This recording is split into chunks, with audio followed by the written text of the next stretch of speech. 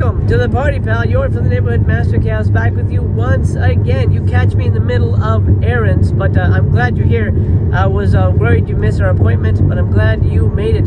Today is a big review roundup. We've got some titles that I've been given either as screeners or I've purchased myself, and I just want to share my thoughts on for you.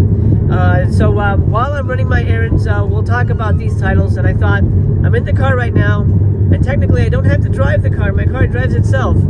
We can talk about the classic Mad Max, now on 4K. George Miller's seminal sci-fi classic here, upgraded to 4K thanks to Kino Lorber. This is going to be a little bit of a, well, almost a sacrilegious review, because to be honest, I'm not a huge fan of Mad Max. I love Road Warrior and I love Thunderdome, but I did not love Part 1. And, you know, rewatching it, this one feels like an outlier from the entire series. It feels very different from the rest of the franchise. It doesn't feel like the Mad Max character that we know and love, you know, in terms of like what he does and the world that we know. The world is still pretty much in one piece in this movie, whereas in Part 2 it's complete wasteland. So it's very weird to sort of figure out, like, well, what are the time differences? Is it like 10 years after this? Because it feels like 100 years after. Extras wise, it's got an audio commentary with the cinematographer and the head of special effects. It also has a 30-minute Zoom interview with Miller, so keep that in mind. It is Zoom, so it's comes with all its audio glitches and whatnot. Also has a couple of other featurettes on Mel Gibson, his rise to fame, and the legacy of Mad Max and the character in general. So lots of features, lots of fun features on here for the fans of the film. Now, my overall impression: should you buy it? You know, if you're collecting 4K, if you're a fan of Mad Max, buy it because you're a fan of Mad Max. If you're collecting 4K, I was not impressed, to be honest, and I don't think it's the fault of the transfer or Kino.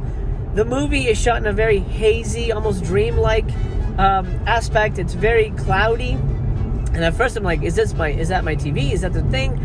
And I looked up some other reviews of other people who've looked at the 4K, and they all have said the same thing, that it's just the way the film was shot. The film was shot in a very kind of like cloudy, dreamy, almost old school Hollywood type of look. So unfortunately, it's not very sharp, and the colors don't pop as much as you would expect them to. So if you're getting it as a sort of a sample disc to show off, hey, this is what 4K can do, well, this isn't the right one for that. Here's my first stop, the post office. I'm dropping off 3 packages for subscribers, namely Eric Townsley, who spotted a Disney character in one of my videos, Marcus Mitchell, who did the same, and Thelma Noller. Thelma was with me for most of my long 12-hour live stream where I read the George Romero zombie scripts. So thank you, Thelma, thank you, Marcus, and thank you, Eric. Here are your little gifts. They'll be dropped in the mail today, and hopefully you'll get them sooner than later. Please let me know through email that you received them, and if you can, send me a picture of yourself with the movies, and I'll toss them up here for everyone to see. See, it pays to be a subscriber here at Master Chaos TV. Little known fact: cars in California do sometimes grow eyelashes. It's just a weird thing that happens here. All right, post office. Let's mail some dreams.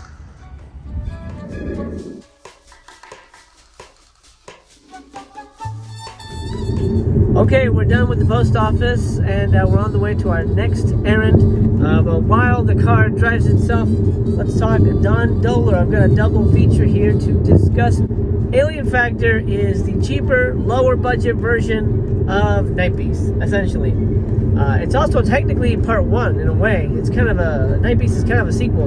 In this one, 4 aliens land in a small country town, and the local sheriff, the mayor, and a doctor and some of the townsfolk have to deal with this would-be alien invasion of murdering aliens. Cheap rubber costumes, goofy effects, really cheesy, bad dialogue, bad acting. But that's part of the charm. This one's actually a lot rougher than Night Beast, which makes sense because it's the first one. It's the lower budget one. But Alien Factor is a ton of fun. My favorite feature is the one called the TV Years, and it features footage from Count Duvall, who's a famous horror host, and what he does is, you know, kind of like an Elvira type thing, but he's in the movie. He plays the mayor in Alien Factor, and so what he does is promote the movie, and we see clips of Count Duvall's show, which is great because I've always wanted to see his show. We see the clips of the show where he's promoting Alien Factor. Really great. That's my favorite feature on here. Commentary track, a whole bunch of other stuff. Essentially a sequel to Alien Factor that's a remake, for lack of a better word, with a better monster. You know, only one monster this time. Better effects, better kills, better pacing, better directing. It doesn't feel as rough and rushed and cheapy as Alien Factor does. This definitely feels like the most polished one. It also features, believe it or not, music by J.J. Abrams. That's a crazy story. You gotta watch the features for that one. Features-wise, a ton of stuff here. Commentary by Don Doler. Interview with one of the actors. Interview with the special effects guy. Let's see, an interview with the cinematographer. And then archival interviews as well as outtakes and bloopers, which are actually really fun. Really great. Really, really messy. Very goopy. Very gory. Fantastic. Fantastic fun. Is Night Beast. Highly recommend this one. I wish I got it with the slip. I didn't get it with the slip, but that's okay. The movie is worthy enough. So Don Doler, I bow to you, sir. Thank you so much for these films. I'm a big fan. Let's get to our next stop, which is going to be a cake shop. Next stop, Karma Bakery. We're coming back here because it's somebody's birthday. Little Master's birthday, and I want to grab a couple of treats because we're going on a trip, which I'll tell you all about in a little bit. You want to get it? Yeah. Okay, we're gonna get one chocolate brownie, and maybe we'll grab some donuts. Which one do you want? You can pick out the donut, whichever you want. You want the crazy sprinkles? You want the dusty one, chocolate dust? Ooh, oatmeal chai. Ooh, this looks good.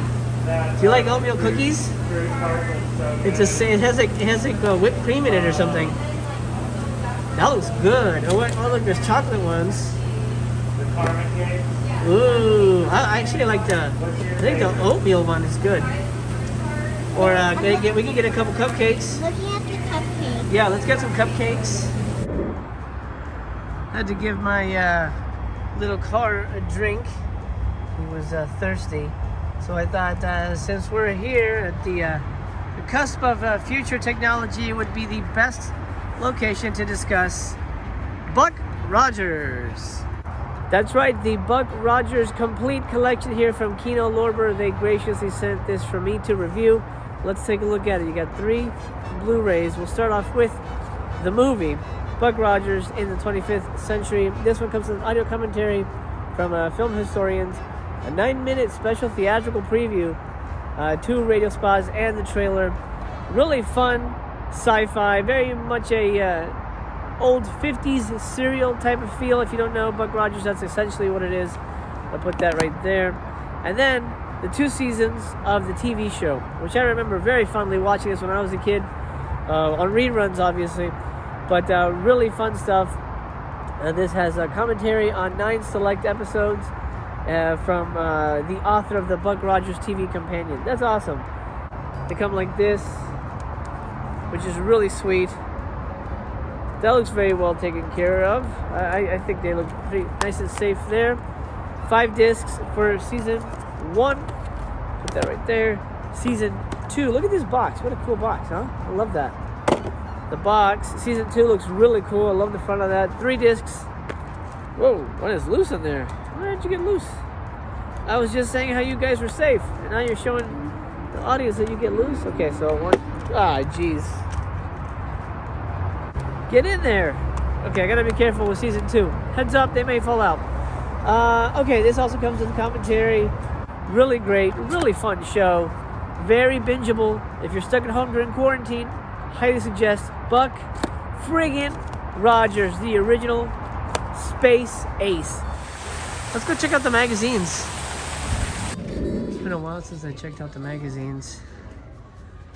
I wonder, oh yeah, I guess they're still in business. I know, a while ago, this stuff was pretty dead. Retro fan, that's fun. I don't know if you guys have heard, but Disney is planning to cut ties with the bullshit sequel trilogy, and Galaxy's Edge is going to feature more popular characters. You know, like what Star Wars is really about. Poor Billy Ray. I'm sure his heart is aching and breaking. This just in, Patty Jenkins has a Funko Pop. That is correct. Patty Jenkins, the director of Wonder Woman 1984, has a Funko Pop. You know who doesn't have a Funko Pop? Steven Spielberg, Martin Scorsese, Stanley Kubrick. The list goes on and on. I love this place. I wish I could linger, but I've got errands to run and physical media to discuss. Well, pal, I'm at the last stop of the day, and I'm going to grab some supplies for our big trip. I had mentioned earlier that it was a little master's birthday. His birthday is January 8th, and so we're taking a big trip back into the mountains to see snow. He saw it a long time ago, but he was little, so he doesn't really remember it. So he wants to see snow for his birthday, and god dang it, Daddy's going to make it happen for him. So I'm going to grab some supplies for me, but you come along, I'll show you what I'm going to get, and then we'll be reviewing Fade to Black and another pretty amazing Vinegar Syndrome title, so stay tuned for that. But right now, I want to bring these to your attention. This was sent to me by the fine folks at MVD. I wish they had sent me the actual retail boxes instead of the screener discs, but well, it is what it is. Beggars can't be choosers when you asking for free stuff, right? This is the 3 films in the Shohei Imamura Survivor Ballads box set. I'm going to go through them very briefly. I'm going to give you some of my review on the film and the special features and whether you should get it or not. First one up is Zagan. This is his most modern film on the box set. It's in color. It's my least favorite. That's why I'm starting there. It's my least favorite film, honestly. It's about sort of a Japanese man who ends up in Hong Kong and becomes a war profiteer, things like that. There's a lot that happens in the movie. It's not my favorite, honestly. I would say of the 3, that's the weakest one. It's still a good movie, but not great. However, the other 2 on this box set are masterpieces. Black Rain, here, fantastic movie about the aftermath of Hiroshima, about a family caught in the blast, and then what happens after that, and the stigma of being a Hiroshima survivor.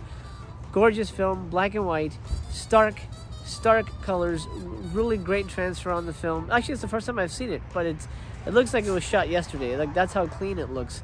Fantastic movie, really moving, really. There's a couple scenes that take place actually after the bombing, so there's a lot of like really hard to watch sequences of like burnt bodies and things like that, but harrowing stuff, but great filmmaking, great drama, great story, great acting, fantastic writing. Highly recommend Black Rain. This has a commentary track, a 57-minute appreciation featurette, sort of talking about the history of the film and its context of the era of its making and all that stuff. Also, it has I believe it's 19-minute alternate ending, Ballad of Nadayama. This is a really powerful movie, really hard to watch too. Essentially, you have a movie about farmers in Japan. They live a really tough life. They live up in the middle of nowhere, in the hills, like deep in the hills of Japan. They're all isolated. They're all inbred, essentially. They're either inbred or they have sex with dogs, which happens in the movie. I just fast-forwarded. But there's a lot of crazy, harrowing stuff that happens in this movie that I've never seen in a movie before. There's this whole thing where if you get too old, if you reach the age of 70, I believe, you get taken up to a mountain and you get thrown off a hill because that's how you appease the gods of the mountain and things like that. Really crazy stuff, but fantastic. It's shot in color. This is a color film. Gorgeous cinematography, great acting, great acting. The writing is magnificent. Cinematography is on another freaking level. And some of the shots in here, I don't know how they got. Like, they got a shot of like a praying mantis eating a frog. They got a shot of a snake giving birth, and it's all sort of the motifs of life and death. You know, the recycling of life and death. It's a gorgeous movie, very poetic. But Black Rain and Ballad of Nadayama are the best parts of the Survivor Ballads from the Imamura box set that Arrow Academy has put out. So I highly recommend those 2 movies specifically. So I guess get the box set if you can find it at a good price. I want to get a little something to keep me warm, but I don't want like a big bottle. I want like a little teeny ween that I can finish Only gonna be there for like 3 days. Oh, here we go. Oh, these are pricey. Just want something little and adorable to keep me warm. What's... Dang, maybe I'll just go with this Jameson's. Oh, you know, Jack. There you go, nice old Jack. And it's plastic, so I won't drop it when I get drunk. It's kind of insane to me how many gourmet brands of ice creams there are in the world. I feel like there's a new one every time I come and look through the ice cream. It's kind of nuts. Avocado chocolate ice cream. Now I've seen everything.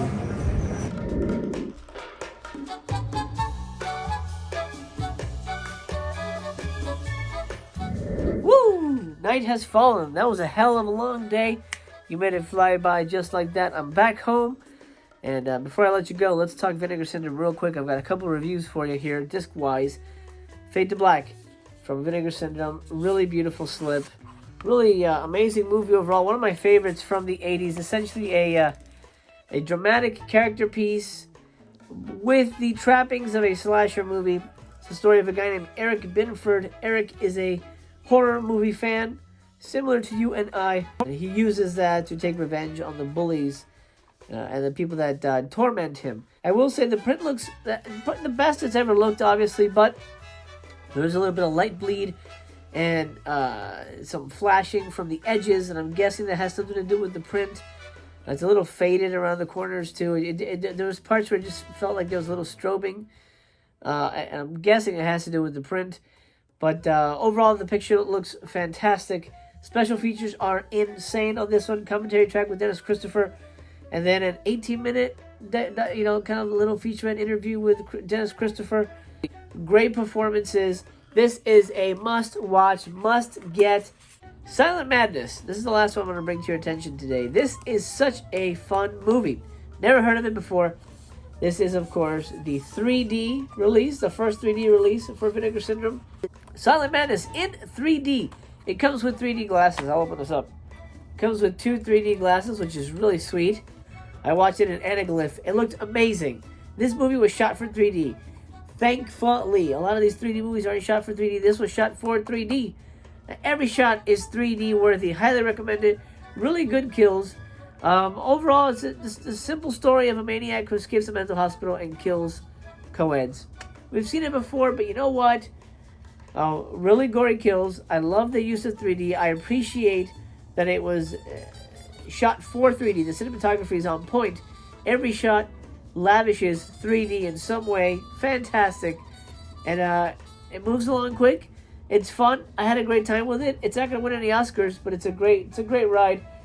This has a newly recorded commentary track with the director and a commentary track with Hysteria Continues, a 45-minute making of documentary, and a locations featurette. Also an introduction from the director, which is very cool. Highly recommend Silent Madness. I highly recommend both of these. These are great films. I think you need them. Well, that'll do, pig. I've got a box of Raisinets to enjoy, so I'm going to bid you adieu. I hope this video has found you happy, healthy, and well. I hope I see you tomorrow. I'll be here. I hope you will be as well. Like I said, you're always welcome at the party. So, my friend, until we meet again, please remember Master Chaos brings you your daily dose of movie love, and he loves you just the way you are. And as always, I remain to be continued.